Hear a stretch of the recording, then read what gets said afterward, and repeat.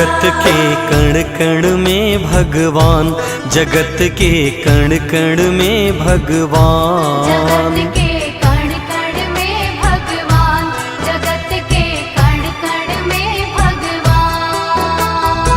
वर्णन करते कभी न थकते, वर्णन करते कभी न थकते, जिसका वेद पुराण। जगत के कण कण में भगवान, जगत के कण कण में भगवान, जगत के कण कण में भगवान, जगत के कण कण में भगवान।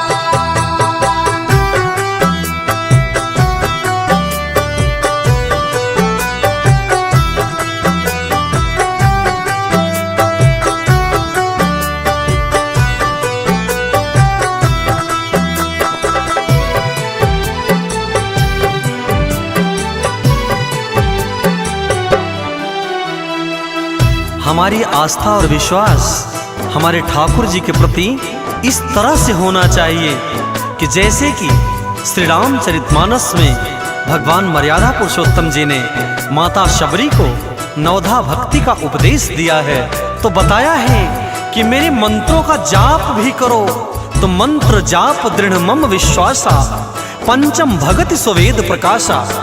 यानी दृढ़ रूप से, विश्वास के रूप से मेरे मंत्रों का जाप करो, ये पांचवी भक्ति है। विष्णु जी बसते मन में, बसे श्री लक्ष्मी जी धन में, राम जी सबके तन में, जानकी प्रभु कीर्तन में।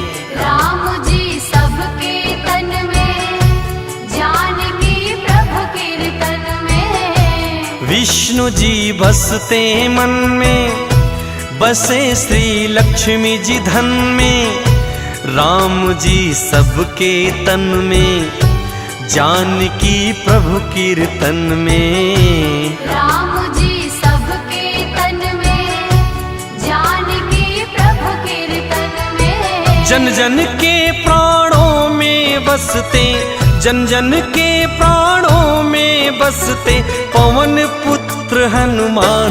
जगत के कण कण में भगवान, जगत के कण कण में भगवान, जगत के कण कण में भगवान, जगत के कण कण में भगवान।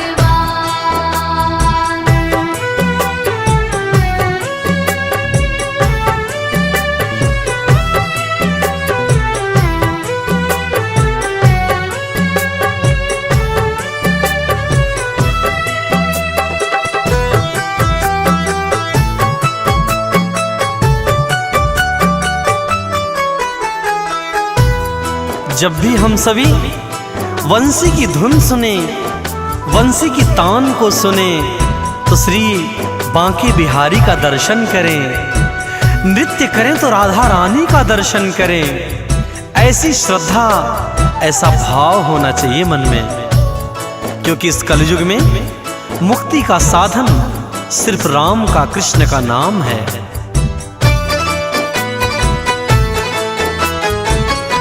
कृष्ण वंशी की धुन में राधिका नाचे उनमें, हिमालय पर शिव बसते, पार्वती गंग जमुन में।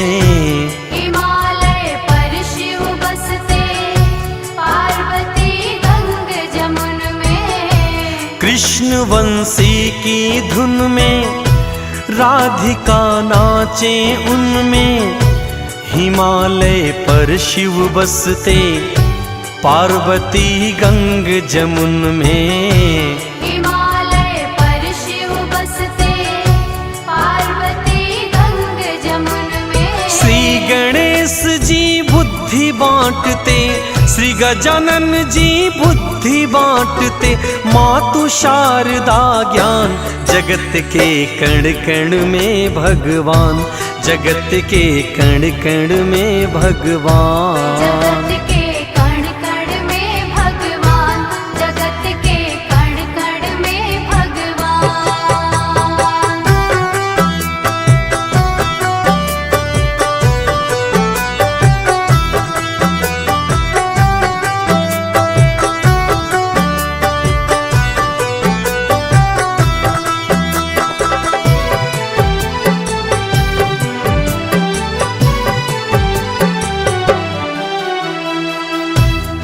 सारे कार्यों को ठाकुर जी के ऊपर छोड़ दें, अपनी पूरी जिंदगी की डोर को ठाकुर जी को समर्पण करें, अपना ये तन इस संसार रूपी दुनिया को दे दें, लेकिन अपना मन श्री हरि के चरणों में लगाएं। ये इनकी इन प्रकार किसी भी तरह से अपने मन को ठाकुर जी के चरणों में लगाएं।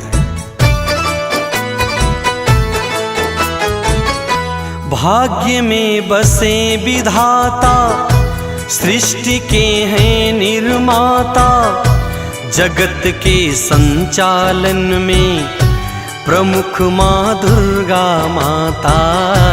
जगत के संचालन में प्रमुख माँ दुर्गा माता। भाग्य में बसे विधाता, सृष्टि के हैं निर्माता, जगत के संचालन में प्रमुख माँ दुर्गा माता।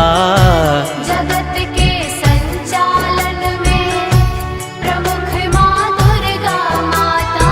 अनुज और देवेंद्र पे प्रभु का, अनुज और देवेंद्र पे प्रभु का कोटि कोटि एहसान। जगत के कण कण में भगवान, जगत के कण कण में भगवान। जगत के कण कण में भगवान, जगत के कण कण में भगवान। वर्णन करते कभी न थकते, वर्णन करते कभी न थकते, जिसका वेद पुराण। जगत के कण कण में भगवान, जगत के कण कण में भगवान। जगत